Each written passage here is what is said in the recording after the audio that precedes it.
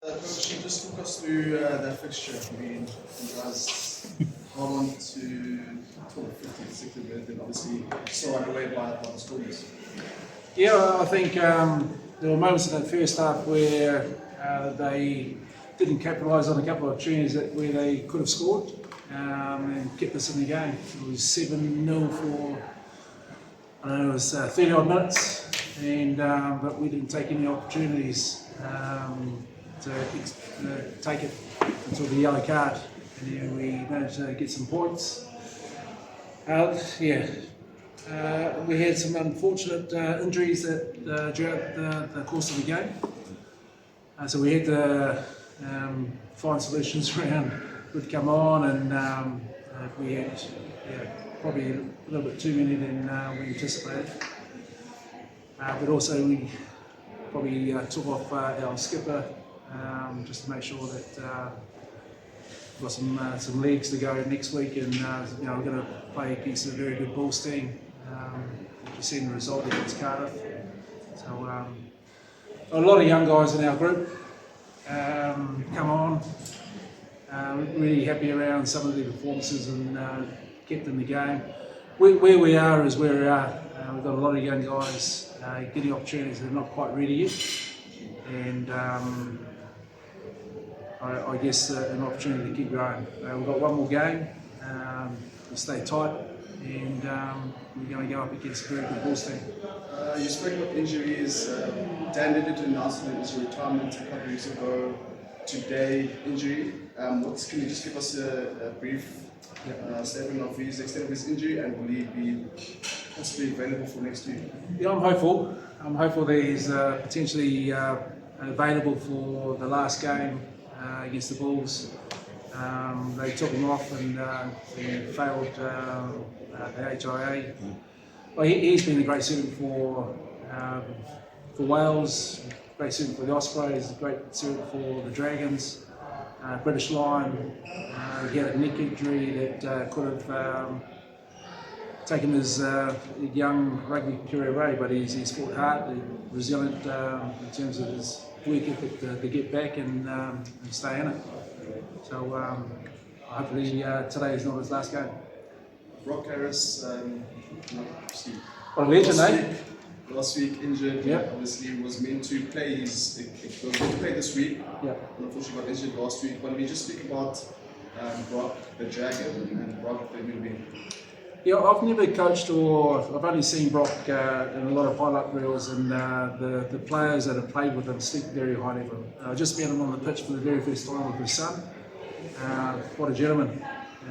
He's talked about the injury that he took, and I guess that's footy sometimes. Like we all know, there's a few of us that God has a plan, and it's unfortunately it's not the flesh plan of man. So he's looking forward to his next journey as a coach, and so we're talking about that. But he's certainly, I'm not sure, 400 and how many games? 123. How many games did he play? 170 for the Stormers. 170 Yeah, for the Stormers, I think. 143 for you guys, and I think 121 for Western Province. It's about over 400. Yeah, over 400. So it's a massive milestone for any person. I'd never reach heights like that as a player. I was a pretty average player, so Brock, we can only scream out accolades about the man, and what a gentleman. Yeah. Just coach, just obviously you took over at a we did difficult time, but just positive from your side. You guys have this never fight, never give up attitude, which is really good. Just for next season, any recruitments coming up, because there is a bit of fight in your side. I mean, I've watched your side. I mean, you had a couple of games where you just lost by 5 points, by 7. There's been close games, and even tonight, you guys there's some phases where you put up nicely, put a nice fight up there. And but just for next season, what can you do to change Dragons? Because there is something to work with there, and you get a couple of players maybe and make it a bit more competitive. I reckon I can answer that question next year, but I reckon we've still got one game to focus on, and the group we have is and try and keep working on parts of the game that we need to be better at.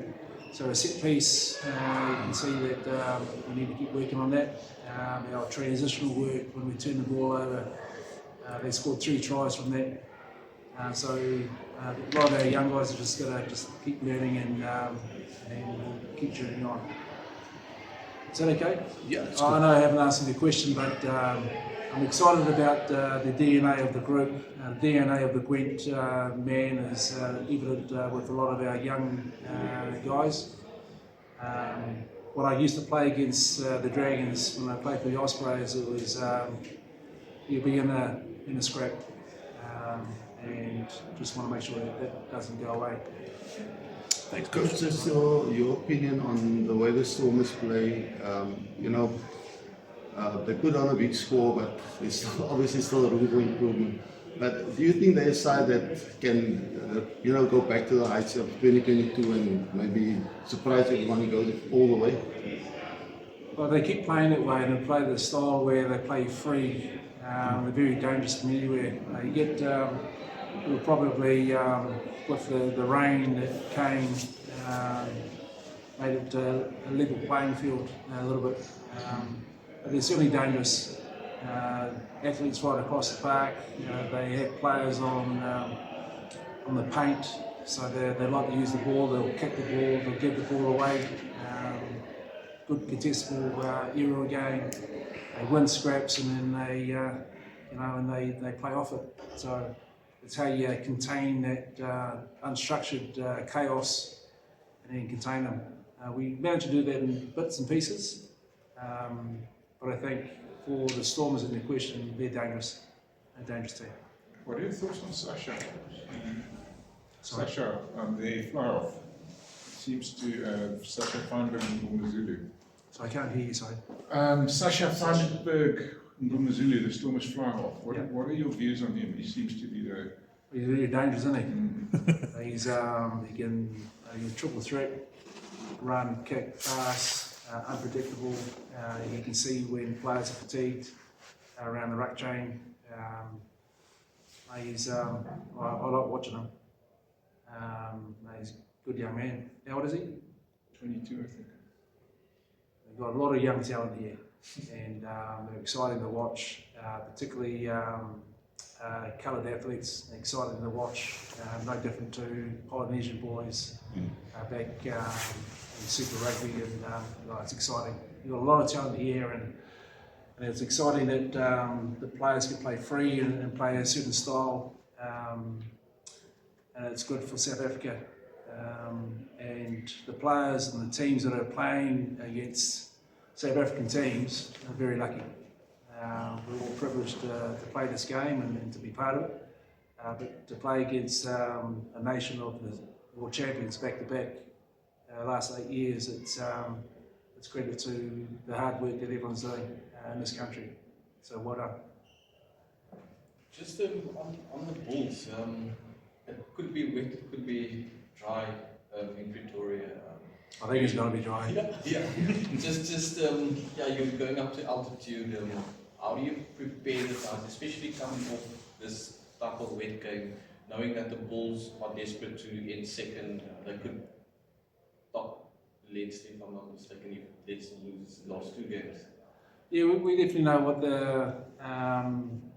what their aspirations are. We know where they are on the ladder.